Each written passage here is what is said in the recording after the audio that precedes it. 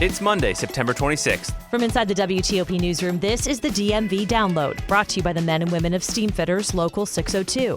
Get an estimate and learn more at steamfitters-602.org.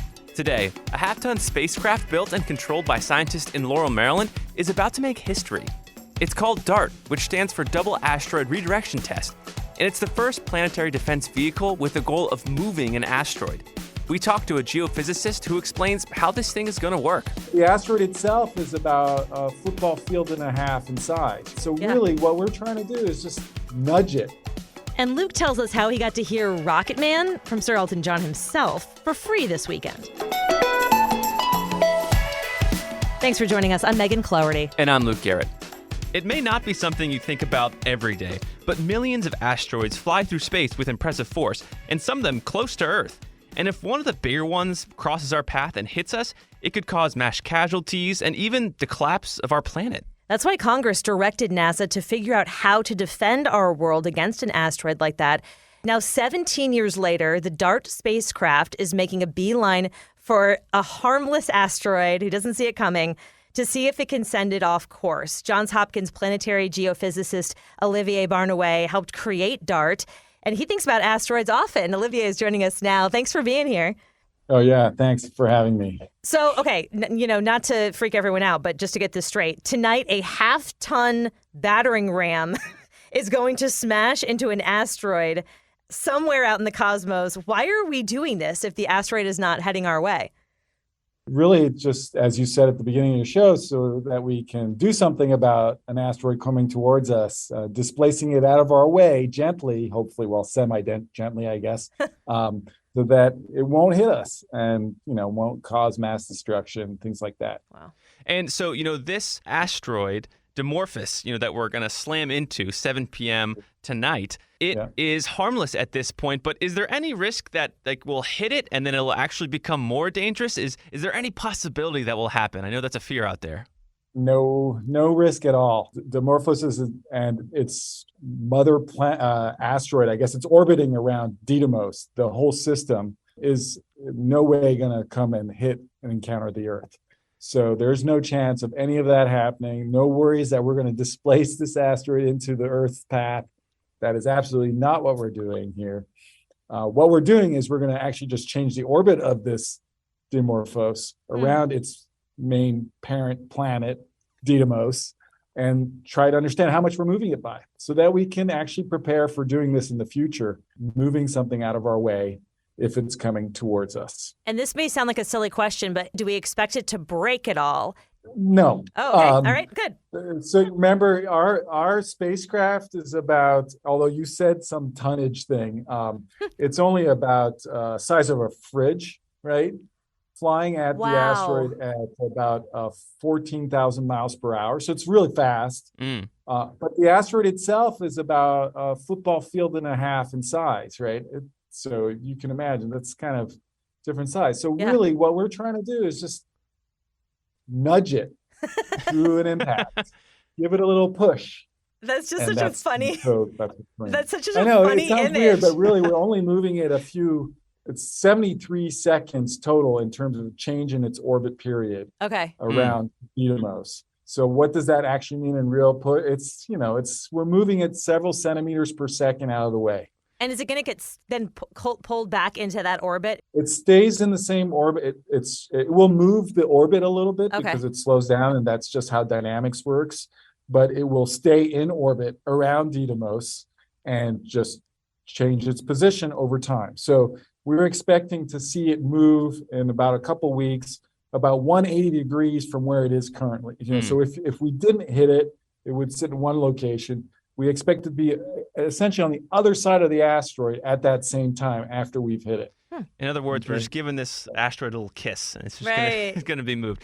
So moving it a little bit, and that's actually all we would really need to do if we needed to protect the Earth, because we're out there watching these hazards come towards us.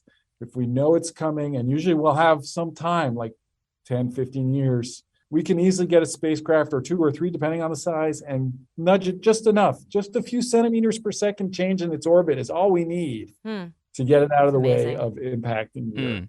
Now, DART, however helpful it's going to be, is going to be destroyed once it slams into this asteroid. So how are we keeping track of this all if this spacecraft itself is going to break up? Very good question. So we're going to be imaging all the way towards the asteroid. So we will be actually watching and downlinking those images at a 1 second cadence. So we will see images getting closer and closer until eventually we get no more image. We also have telemetry, a measurement of like the spacecraft is basically a beacon sending information back to us the whole time. That telemetry would just stop. We'll know at that point that we've hit something. We're also carrying a little Italian CubeSat. This Italian Space Agency has provided. It's called Licia Cube. It will actually fly by a few seconds after we hit and can start watching the ejecta plume, the material, the debris that we're generating from the impact as it sort of flies by very quickly. So it's only going to be there a few seconds, but it's capable of imaging and rotating and watching the beginning of that crater form on the surface. We'll be doing Earth-based observations with telescopes to see that change in period. So that's how we're doing it. There's actually another thing that's going to go on. Tell us. In about 2 or 3 years, the Europeans are sending another spacecraft to actually go see what we've done. Oh, wow. So we will have a lot of information on this, but at different cadences. So this is live streaming today at 7 o'clock that you'll be able to watch it. But can you tell us what role Maryland scientists played in this? Well, we're all in Maryland. Everybody who matters is in Maryland, is what you're saying. Johnson's, the JHU-APL built the spacecraft. Johns Hopkins University Applied Physics Lab. It's located in Columbia, Maryland. Yeah. The spacecraft was literally built and integrated here, and then shipped to Vandenberg in California for launch. So it's an all built here. We have University of Maryland scientists involved here. Many here at the Johns Hopkins University Applied Physics Lab. We've got a lot of asteroid experts here. Actually, our facility was the first mission to ever send a satellite to an asteroid in the early 2000s. So we have a lot of experience here with that. So it's very much a very Maryland-centric effort. And you guys have been building, this specific project. How long have you been working on this? I've been involved for about 10 years. Wow. About 10 years ago, we started really sort of pushing this to NASA, trying to convince them that, they had started this planetary defense office, like you had said, 2005. And their first efforts were really to identify all the hazards out there by using telescopes and so on.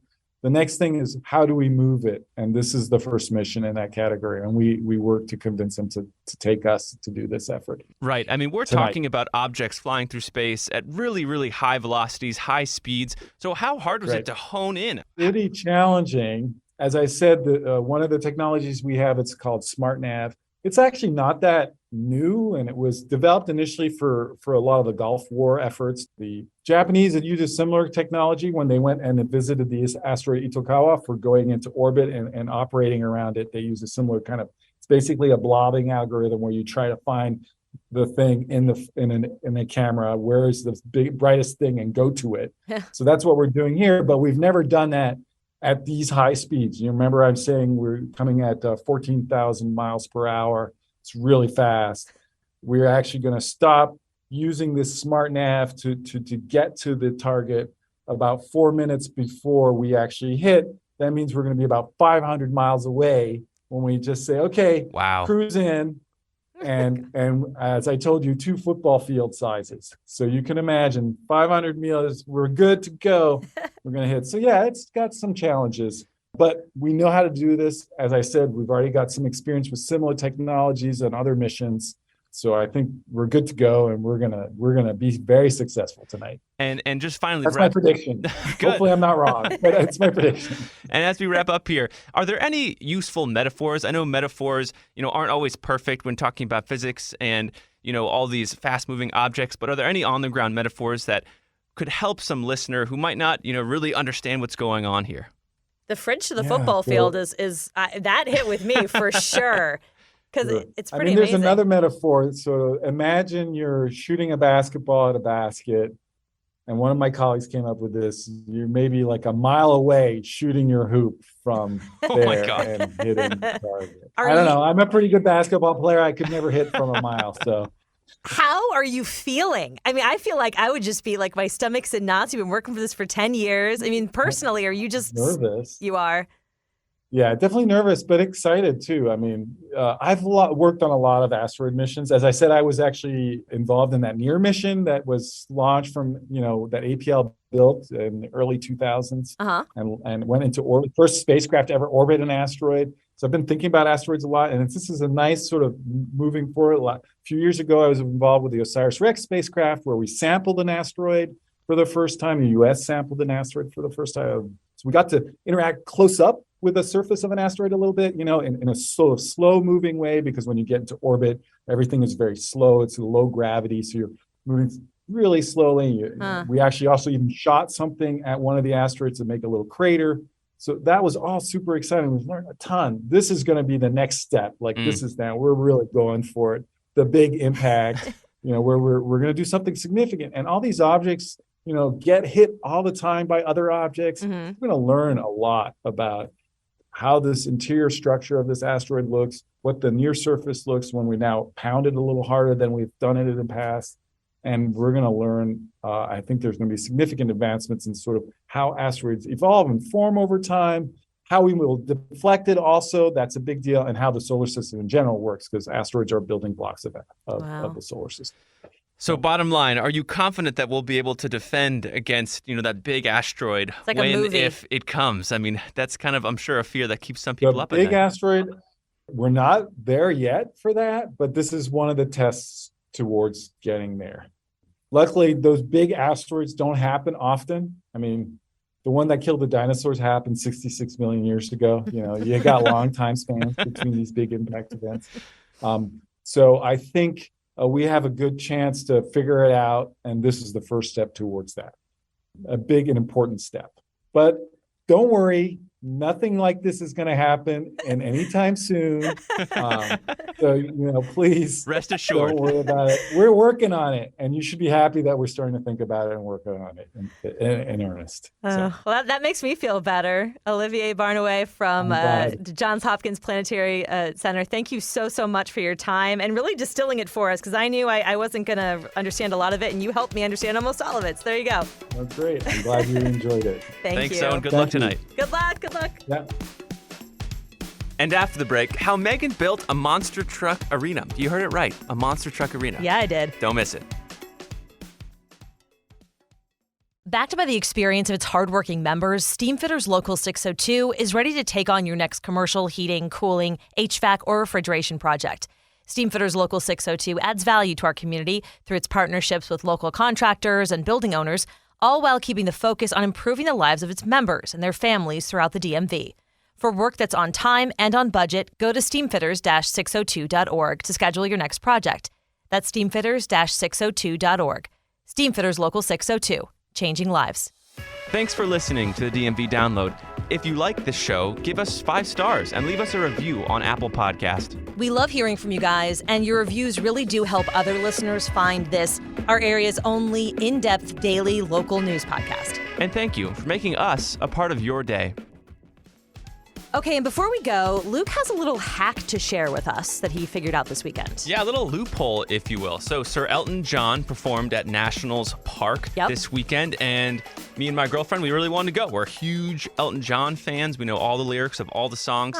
But the tickets, on Saturday morning were like around $200, $300, $400. So we were like, all right, let's kind of see what is possible out there. So I had this idea. I was like, I wonder if we just sit just outside Nats Park at this Dhaka beer garden, if we could hear, all the music. Yeah. So we go there, we do it, we get there early.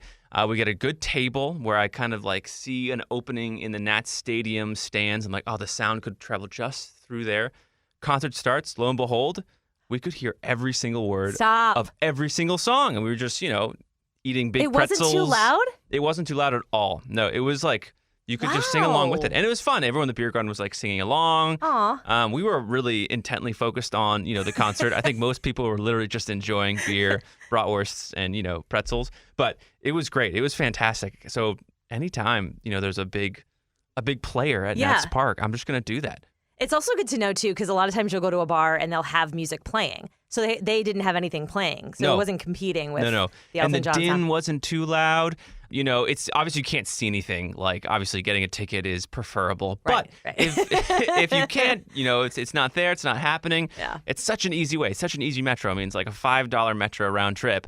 And you get to hear Sir Elton John sing your favorite songs. And have a beer and a pretzel. Yes, exactly. And like, Love it. it was his voice. That's what we kept like saying to ourselves. This is Sir Elton John singing to us. Just to us. He can't see us, but he knows. He knows. What did you do this weekend? Okay, so I had a major event, huge event Whoa. for my family.